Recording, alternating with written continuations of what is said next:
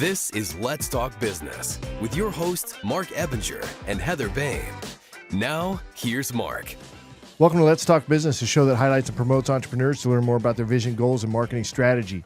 Coming up on the show today, we're going to talk about what happens to a company's senior leadership when they get taken over by a private equity firm.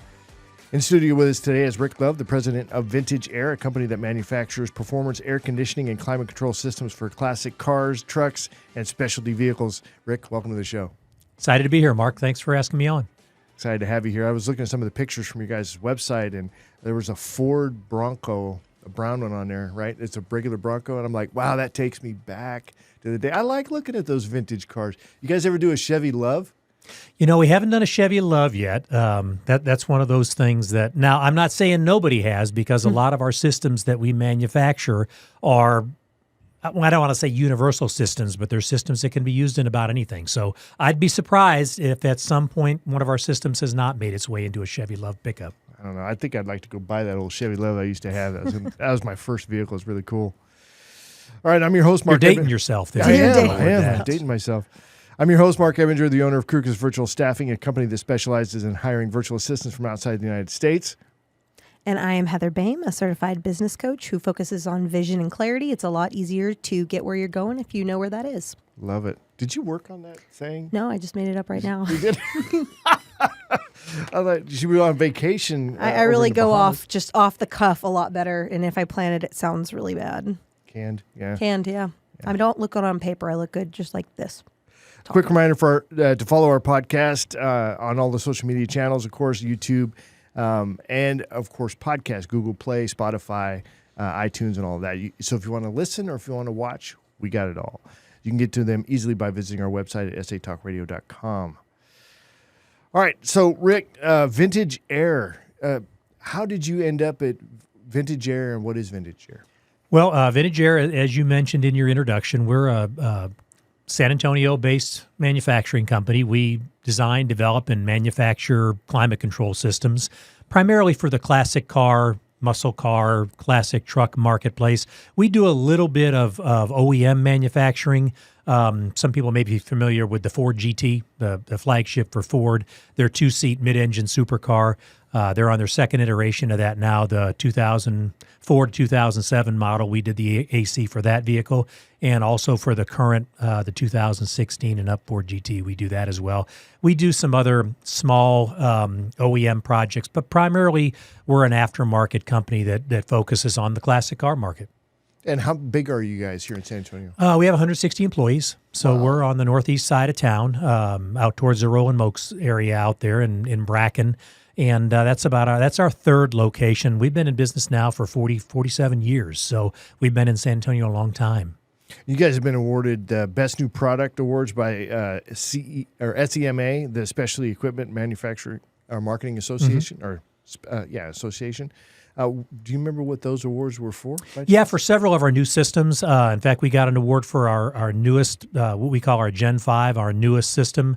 That's probably the most like an OEM system for that the aftermarket has seen. Injection molded case, a lot of advancements that you would normally see in an OEM vehicle that we've now brought into the aftermarket. Oh, cool. All right, and so who's the founder? Jack? Yep, Jack Chisenhall was our founder. Started Vintage Air in 1976. Started down on Broadway.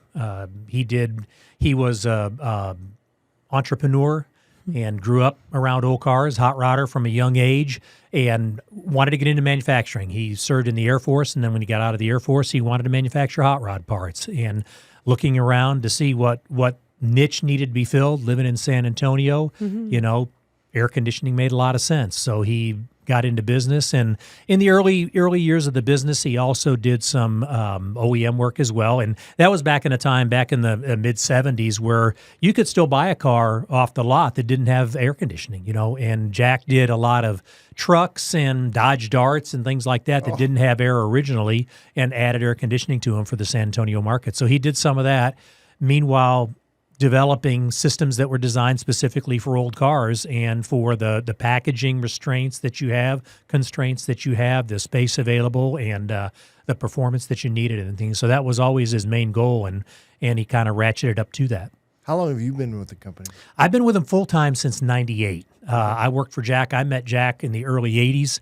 I was working for another company then. I did a lot of international travel and had a lot of time off at home. I say a lot of time off. I'd go travel and then I'd come back and have a week or two off, and was building cars for myself and a little bit on the side. And with this extra time, I started a small business where I was doing wiring and air conditioning installations on people's cars. So I met Jack and became a dealer for his products and doing installations for his products. And we became friends early into the process. And we used my 39 Ford for some kit development that I had at the time and still have, as a matter of fact. And just became, doing some more things for him, did some R&D work, started doing some shows on the road for him. And after I had a son, I didn't like being gone so much, being gone 2-3 weeks at a time. Heather, I'm sure you can relate to that as well. Can.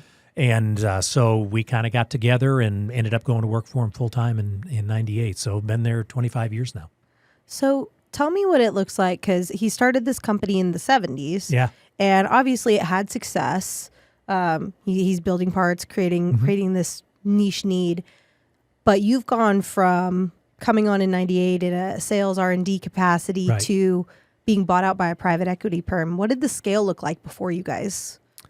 Jack was a purchased? visionary, not only in technological things that he wanted to accomplish. He always wanted to be cutting edge of technology in the industry, but he was also a visionary in growing the business. And, like any business that is eventually, and you're seeing this a lot, not only in our industry, but in so many industries, family-run companies are, the owners are getting to an age where they want to start relaxing a little more, enjoying their family a little more. And that's what happened in ours. In the aftermarket industry that we're involved in, that's getting to be a very common thing now, either larger conglomerates. Many people have heard of Holley that does the carburetors and everything. Holley right now owns 76 different automotive-centered companies. We were very fortunate, and Jack searched long and hard when he made the decision that he was ready to sell the company, and he wanted to find a group that would carry on his legacy and not just be one of these. Some private equity groups have a bad, leave a bad taste because they come in and they just gut the company and things Buying like that. it for parts. Yeah, exactly. And we were very fortunate. Jack was very picky. He wanted to find some people that would really carry on the legacy and the family-oriented way that we do business. And we're very fortunate. We are now we were acquired by a group called Mangrove Equity Group out of Florida. A small group of guys, private equity company, and they've held true to Jack's ideals, and they are not a real micromanaging company. We've been very fortunate in that respect. They care about the employees. And so most of our customers have no idea that anything changed when Jack sold the company. And I think an ideal transition is that way, that you don't see it in the business world. Your customers don't know it. They don't see any different. Our customers, our distributors, our retail customers, they're still dealing with the same guys they did before. The sales guys they dealt with before, they're dealing with now. And we still travel, we still do shows, we still do a lot of the in-person stuff. So in many ways, Vintage Air isn't any different now than when it was privately owned. And I think that's a testament to the group we have, and again to Jack and the way he framed his exit strategy. Tell me a little bit, because I love that the culture is preserved, but that means there was a culture to preserve. What did creating that culture look like? Because you came on a while ago. Was it already there when you came on? And then what did it look like to preserve that family-oriented, cutting-edge culture that he was obviously striving for? And that's a good question, because it has been a challenge through the years. When I started full-time with Vintage Air, we had, I think, 39 or 40 employees at that time. We were in a much smaller building on I-35 on the northeast side of town. And fortunately, we've continued to grow through the years, and now we're 160 employees. So we've been very fortunate to find a niche that's been very successful, and I think a lot of that's due to Jack's foresight and the way that we've framed the business for growth. And part of that is that the employees, we do try to maintain a family atmosphere. I mean, I walk through the plant every morning, and I know all of our employees on a first name basis, and we don't we're even getting more now, less from having managers in our departments to where we have group leaders in our departments. So the employees themselves have a voice in manufacturing, and if they know a better way to do something, we're open to hearing. That's what they do every day. So that's been a big part of what we've focused on through the years, is to try to have employee ownership in what they do. And I think that's extremely important in our industry, like so many industries that, we're not building, and we talk about this all the time, we're not building an I need product there. We're not doing milk or bread or eggs or something that people need every day. The product that we manufacture is for people's hobbies, something that they're passionate about. And with that comes a challenge that you've got to be producing a good product all the time that delivers on its promises and does what it say it's going to do, because it's a small niche group. It's car enthusiasts, and so we've got an audience that's been changing over time, and I'm sure we'll talk about that at some point, how this has all changed, how things have changed. When Jack really started this, it was centered more towards the cars that were 1948 and older, the hot rods, street rods. That was his main target. And then into the 80s, you started getting more of the classic cars, the 57 Chevy, the Tri-5 Chevys and things like that. And now some of our latest kits that we're manufacturing are for cars in the 80s and 90s even, that have become classic now. Those cars are 30, 40 years old now at this point. And the market has changed through the years for sure. But to get back to your question, I think that's keeping employees involved and feeling a part of the company is a challenge that we take seriously every day, and that's really important to us. Mm-hmm. When you talk about changing, right? So pivoting in business, that's just something we have to do as entrepreneurs and business owners, constantly looking at what's going on with our business and the market and our people, and then having to make changes. So what are some major pivots that Vintage Era has had to make?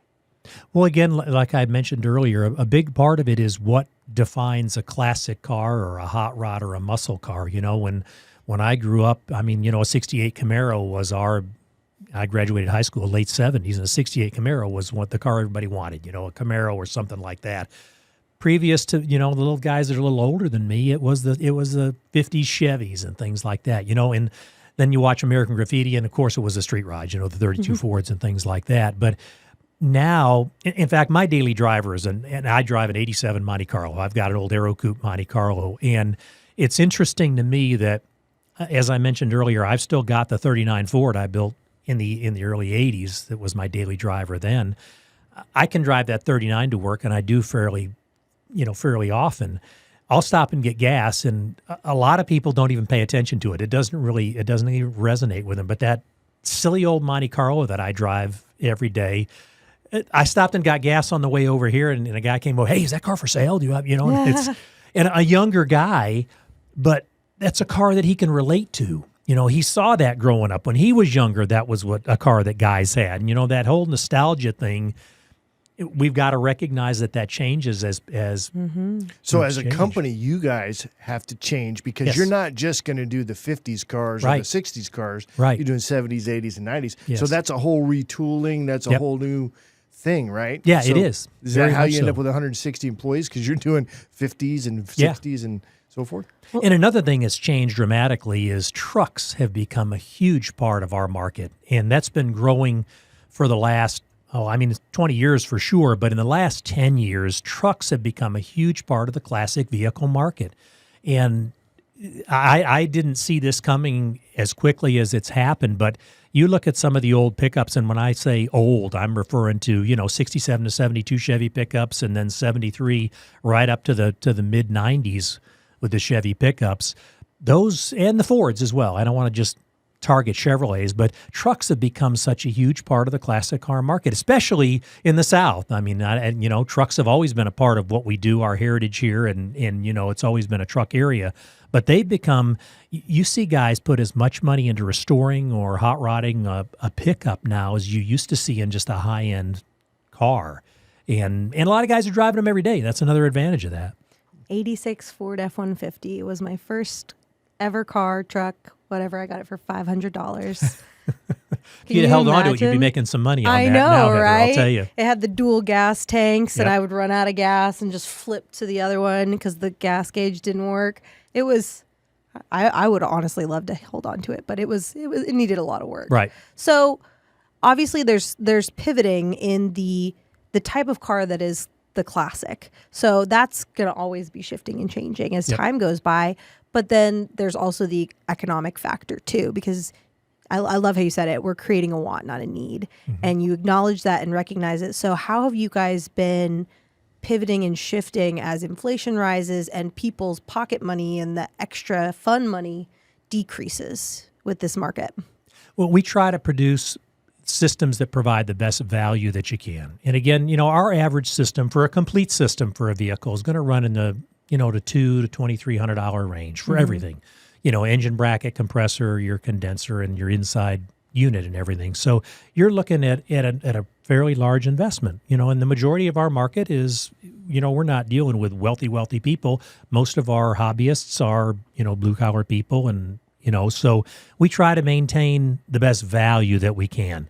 And again, we talk about this at our plant consistently. We have weekly meetings every Tuesday morning. We have a quick meeting, talk about the week and any new news and everything. And so that's our main target, is we're consistently trying to do everything we can to provide the best value for our customers that we can. And another thing we're very proud of at Ebinger is the fact that we have a lot of hot rod people that work for us. I mean, we have car enthusiasts that work for us. I mean, from engineering to people on the line to people that are our marketing people and our sales people. They're car enthusiasts as well. And I think that's very important to keep that passion alive and be able to talk to our customers. We are our customers, which is very important, I think, with any business. That doesn't matter what you're doing. If you're not one of your customers, it's very difficult to relate to your customers, I feel. Yeah. So does your parking lot just look like a car show on Some any days, given day? depending on the day. Yeah. Yeah, we do. We have, and it's interesting that you'll see a lot of different ones. I've got one of our youngest sales guys that's been with us a few years. He's got a 300ZX, and nice. And just, and his idea of a hot rod is a whole lot different from my idea of a hot rod. Any IROC Zs? We do have an IROC Z there, and one of our newest kits is for the I love for the fourth gen car. Camaros. I mean, that was the coolest car I had ever. I always wanted to have one of those. IROC Z, that was the thing. Yeah, the mid-'80s Camaro, those are really, and it wasn't that long ago when you could pick those cars up for nothing. I mean, nobody even wanted them. If you go online now and see what those cars are selling for, they've come up dramatically. And you don't even need a mullet to enjoy those cars, back there in the 80s. Yeah, exactly. Exactly. But that's exactly right. Yeah, the IROC Zs, the Camaros of the 80s. Think about it again. I mean, that car right now, how old is that car? I know. It's like 40 years old. Yeah. I don't want to think about it. Yeah. But yeah, it is. Yeah, almost 40-year-old car. I mean, if you talk an 85 Camaro right now, it's almost 40 years old. Yeah. That's hard to believe. So I want to revisit the acquisition that happened, and then we'll kind of close out with what you guys are working on now, right?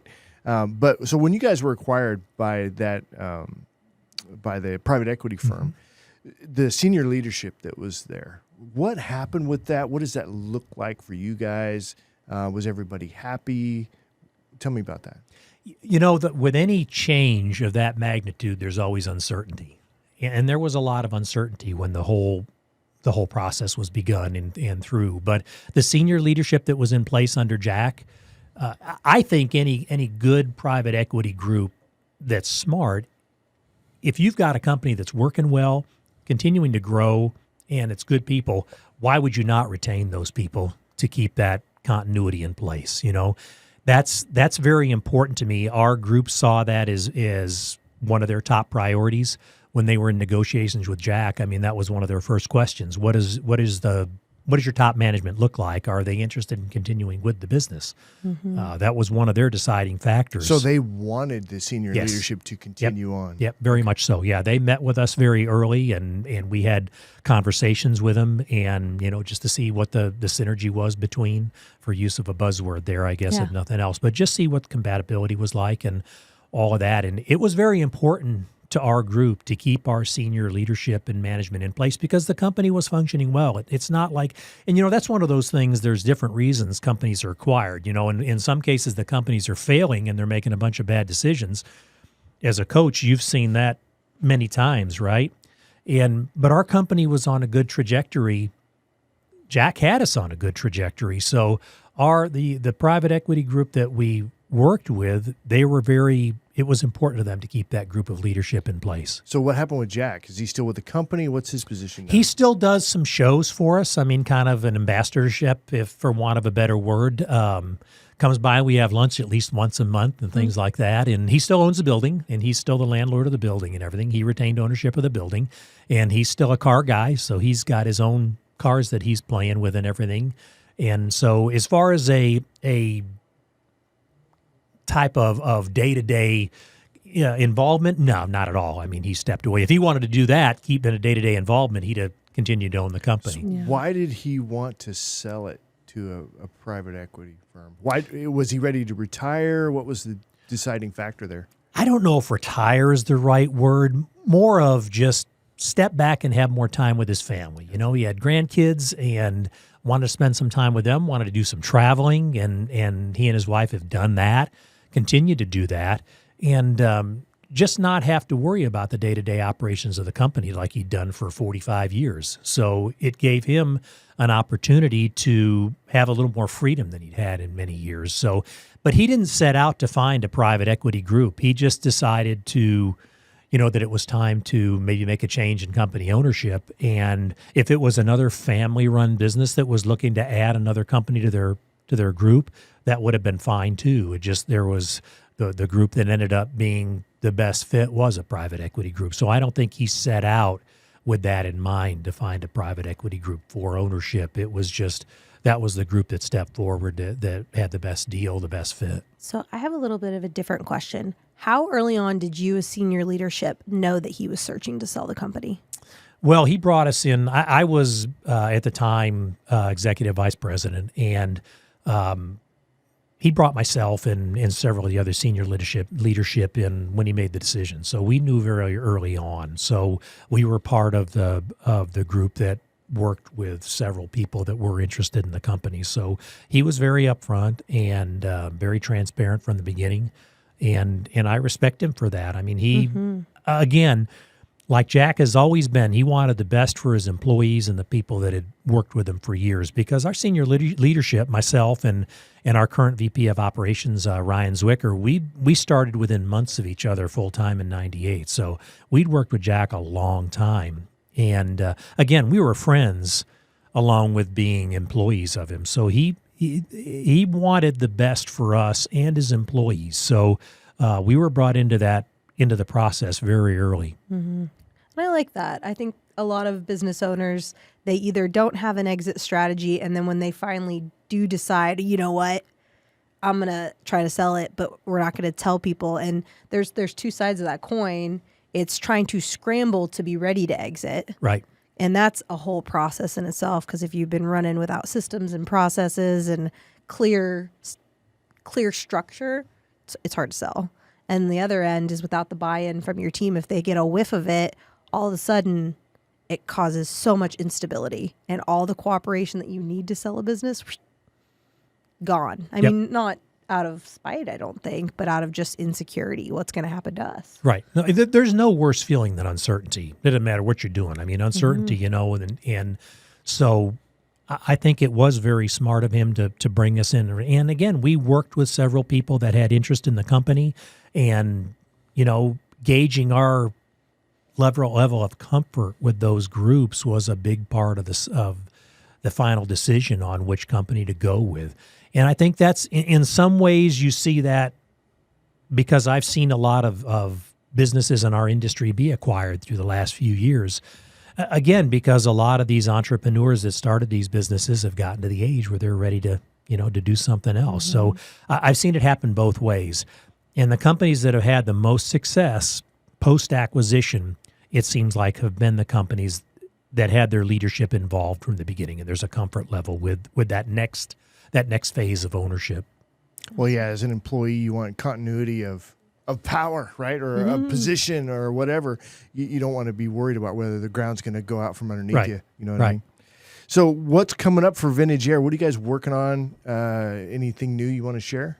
Well, we're continuing to develop new systems. The system we just released is for the 79 to 83 Mustangs, what they refer to as a Fox body Mustang, right there with your Camaros, same era with the Camaros and everything. So those cars, if you watch the value of them, they seem to be going up all the time too. More and more people, again, guys that grew up in the 80s with those Mustangs in the 80s, they have a real nostalgia for them, and you're starting to see people restore them. And, the great thing about these cars, like that Monte Carlo I drive and Mustangs and trucks from the 80s and 90s, they're pretty good vehicles to begin with. You can upgrade the suspension, you can upgrade the brakes, you can upgrade the climate control. And again, you can make that into a daily driver pretty easy in a car that's simple to work on.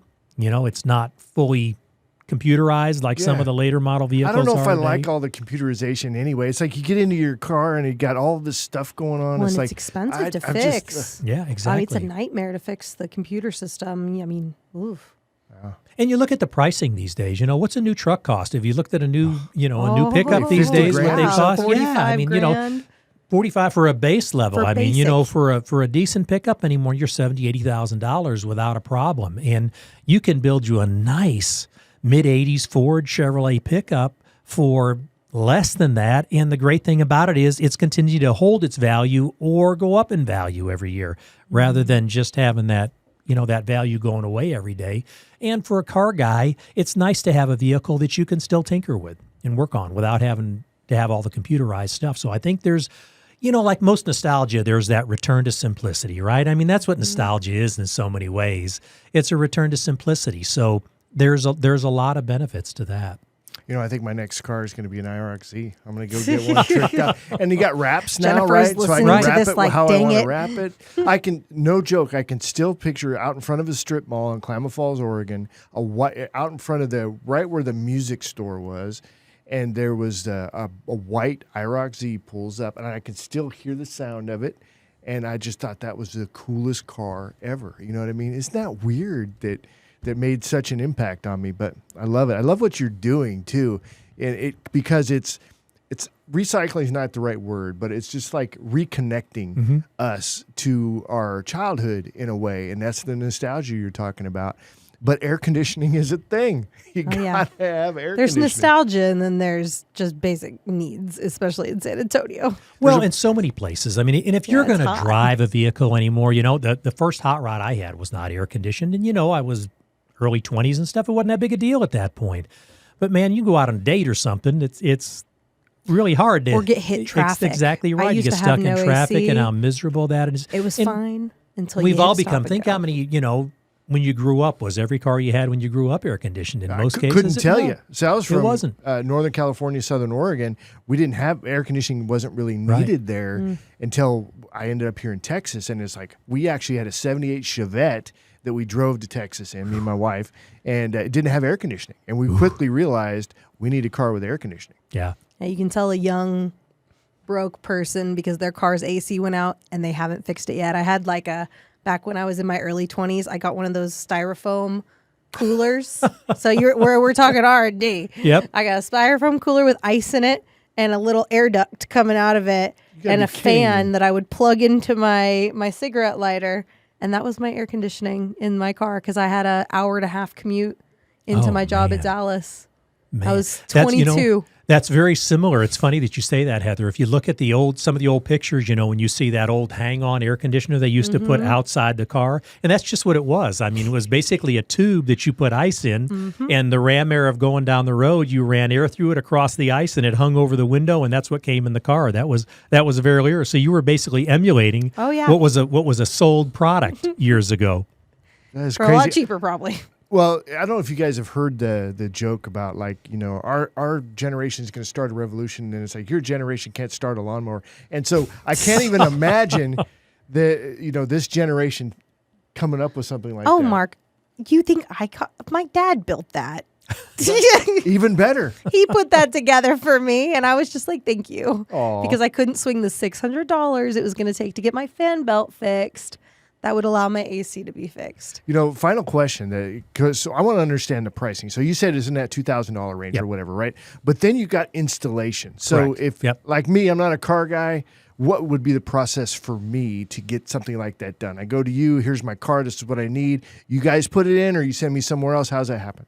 We don't do any installations at our shop. Again, we're just a manufacturer, but we know guys that do it. I mean, I know several guys in town that are good at it. For most of our kits, you're looking at 25 to 30 hours for a complete installation. So it's not a simple process, but it's a bolt-in process. So, I mean, if you're a mechanic, and especially if a guy that's built his own car, it's a bolt-in system. We have really good instructions. That's part of what we do, real good instructions. We have videos in a lot of cases. So the vast majority, when we did some surveys a couple of years ago, the vast majority of our systems, almost 80%, are still installed by the end user. So, I mean, most of what we do, most of the systems we sell are installed by the... Now, that's not to say there's still quite a few shops nationwide that do these installations. What's that going to cost me, though? But again, it depends on the location. If you're in California and you're paying somebody 25 to 30 hours, it's going to depend. It all depends on the labor rate. I don't like all this gray area. I mean, give me a ballpark. Is it going to cost me $500 to get it installed? Or is it it's generally going to be in the $2,000 range. $1,500, $2,000, something like that, depending on the shop, and it depends on the vehicle you're putting it into. Some are more work than others. If you've got a car that spent some of its time in the rust belt, and every bolt you go to take out snaps off, because it's all rusty, obviously that adds to the time of it. If somebody did some poor repairs on a heater core years ago and decided to, put some things together that are not the way they should be, that adds time to it. If every bolt you go to take out breaks, it affects it. But overall, that's kind of 25 to 30 hours for a full installation is kind of what we see is the norm, the average. Cool. Well, we had a great chat. Was there anything we didn't cover that you wanted to bring up? No, I think it was a great visit. We appreciate you having us on, and we're proud to be a part of the San Antonio business community. And again, we're very proud of our employees and the people that we have at Vintage Air. Did you get tickets to our mixer? Do you know about our mixer coming up? I did hear about it. I think it's 2 weeks, is it? Yeah, it's on the 25th at 5:30 p.m. I have not yet, but I got to look into that. We'll make sure you get an invitation to it. And then, come out. I'd love to talk to Jack, too. If he wants to come out and say hi, I wouldn't mind having him on and talk about, starting it from scratch. Because I just love talking to entrepreneurs and getting that discovery story. The landscape has changed over the 40-plus years. San Antonio's changed over the last 40-plus years. But the same characteristics, that entrepreneurial characteristic, I think that hadn't changed over the years. No, still takes that hustle and grind and perseverance. Every day. All right. Well, thanks, Rick. Really enjoyed having you on. Learned quite a bit myself. I'm not much of a car guy, but I appreciate the looks. I just don't know how to work on them. So I don't even change my own oil, which I feel like less of a man whenever my neighbor goes out and changes his oil, and I'm like, I don't do that, but I don't know. Yeah, it's not for me. So, all right, as we wrap up the show, quick reminder to check out our latest podcast and catch video version of the show anytime by visiting our website at satalkradio.com. That's going to be it for us. Rick, thanks again for coming in. I really appreciate it. Thanks for the opportunity. Have a great week. All right, you guys have a great week. We'll see you on the next one.